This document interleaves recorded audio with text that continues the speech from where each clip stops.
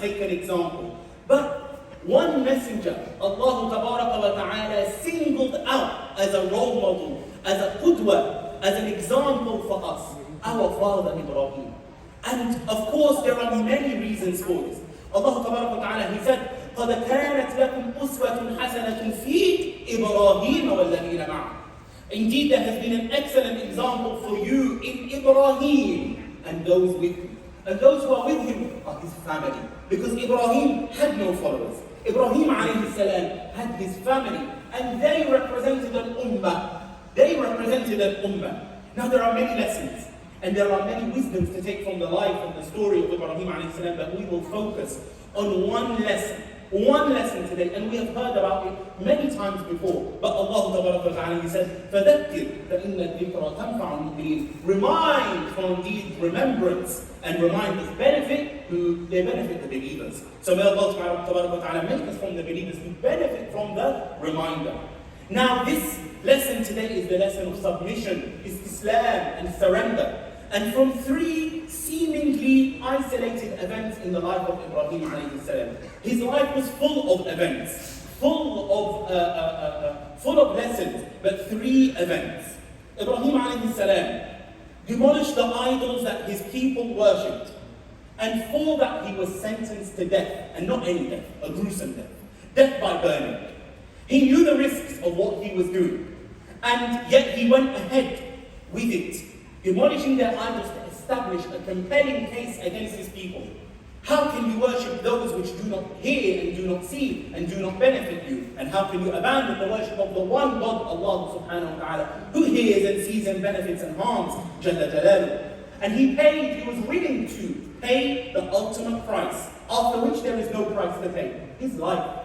After giving your life, there is nothing else that you can give. And he was happy and he was content with giving that up. He was happy to surrender to Allah, to give up the most precious thing he has, which is his life, in order for what? In order to establish the case of Tawheed, to establish the case of monotheism.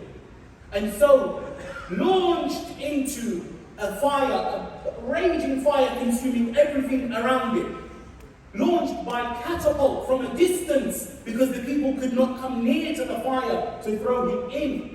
Ibrahim, mid-air, is visited by Jibreel alayhi salam. And Jibreel says to him, Ya Ibrahim, هَلْ لَكَ مِنَ اللَّهِ مَسْأَلَةً? Oh Ibrahim, do you have a request from your Lord?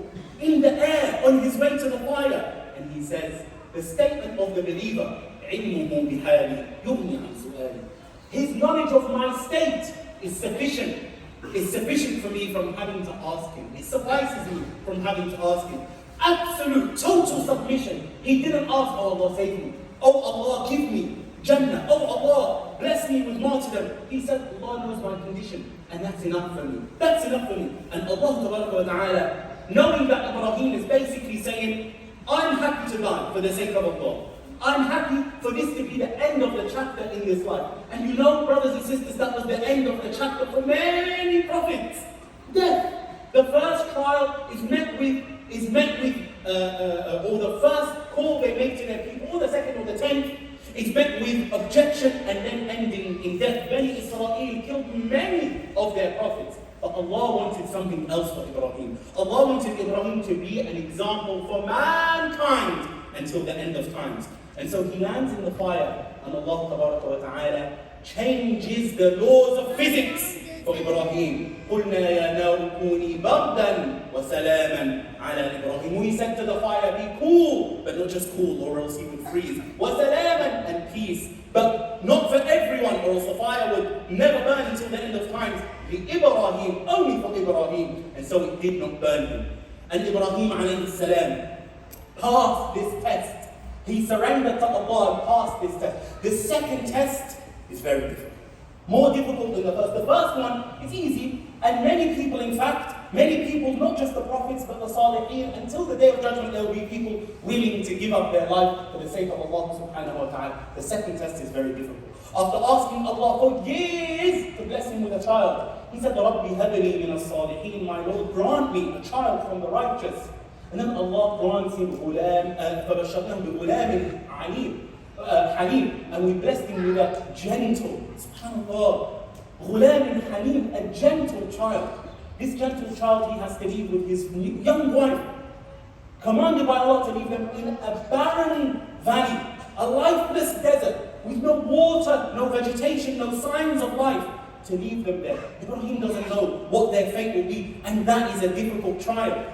Why is that a difficult trial? Because he doesn't know. The many unknowns. Will bandits come and kill them, or enslave them? Will they die of thirst, or will they die of hunger, or will they injure themselves? So many possibilities, so many frightening possibilities, and that is what causes people despair and anxiety. But no, Ibrahim surrenders. And it doesn't cause anxiety to Hajar alayhi salam. Hajar says, and she's right to ask him, "Oh Ibrahim, are you going to leave us in the desert with no water, no provisions?" And Ibrahim doesn't answer because he's commanded by Allah not to answer, not to say a word. And she realizes what he's doing is not the actions of a normal husband. Allahu amaraka bihada. Did Allah command you to do this? And he nods in the affirmative. And she said, إِذَا لَنْ يُضَيِّعَنَا اللَّهُ. Therefore Allah will never neglect us. Allah will never let us go astray. Allah will never disgrace us. The statement of belief from a believing woman. And so Ibrahim looks from a distance and he makes dua. And is his dua that Allahumma najjihim. Oh Allah save them. Oh Allah save them. Oh Allah provide them. He makes a dua for them to prosper. An ambitious dua. Why? Because he was in the fire eating and drinking. He's in the fire eating and drinking. And he knows that the heat of the desert is nothing compared to the heat of the fire. Allah who saved him from the fire, he's going to save his wife and his son. And so he says, رَبَّنَا رَبِّ إِنِّي أَسْكَنْتُ مِنْ ذُرِّيَّتِي بِوَادٍ غَيْرِ ذِي زَرْعٍ عِنْدَ بَيْتِكَ الْمُحَرَّمِ رَبَّنَا لِيُقِيمُوا الصَّلَاةَ. Oh my Lord, I have left to reside in this lifeless desert of your sacred house, my family. رَبَّنَا لِيُقِيمُوا الصَّلَاةَ. First dua he makes is for them to establish prayer. My Lord, let them establish prayer. رَبَّنَا لِيُقِيمُوا الصَّلَاةَ فَاجْعَلْ أَفْئِدَةً مِنَ النَّاسِ تَهْوِي إِلَيْهِمْ. Oh Allah, make waves of hearts of men flock to them. SubhanAllah, he didn't say intellect. He didn't say the pockets and wealth. He said the hearts. Make them the object of people's love. Ya Allah. And everyone loves Ismail until the day of time. Every believer loves Ismail until the end of time. وَارْزُقُهُمْ مِنَ الثَّمَرَاتِ. And grant them from the provision. In a dead valley, he's making dua. Allah bless them with fruits. So that they may be grateful. This is the dua of the believer. This is the dua of the believer who experienced the reward of submission. His wife submitted.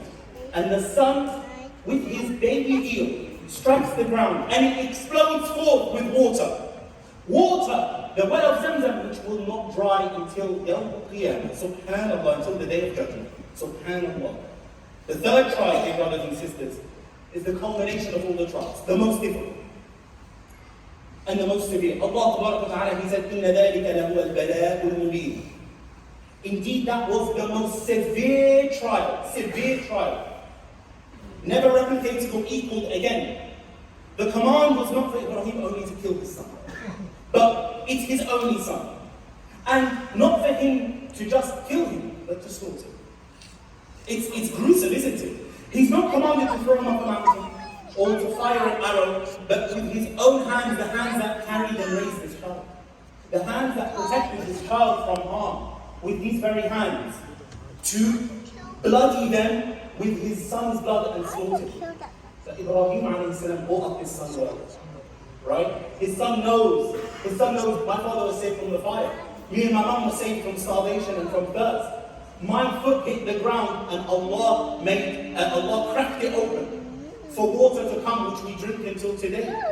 His son knows, so he says, my father, do what you have been commanded. He said, you'll find me inshallah from the patient. And he was indeed patient. And him and his father both submitted. So when they both surrendered, and he put him down, and he faced his forehead or forelock down. And we called him, O Ibrahim, you have affirmed the vision. Likewise, we reward the muhsineen, because what Ibrahim did is the pinnacle of ihsan, the pinnacle of ihsan is to surrender to Allah entirely. And so when you surrender to Allah Ta'ala entirely, the reward is from the heaven. The reward is only heavenly orientated. So a ram came down to ransom Ismail from a concubine. So my dear respected brothers and sisters, Allah Ta'ala, He rewards those who surrender, rewards those with ihsan, rewards those who submit to Him Jalla Jalaluhu without question. And may Allah subhanahu wa ta'ala make us of those who follow our father Ibrahim in submission and surrender. أقول قولي هذا وأستغفر الله لي ولكم فاستغفروه إنه هو الغفور الرحيم.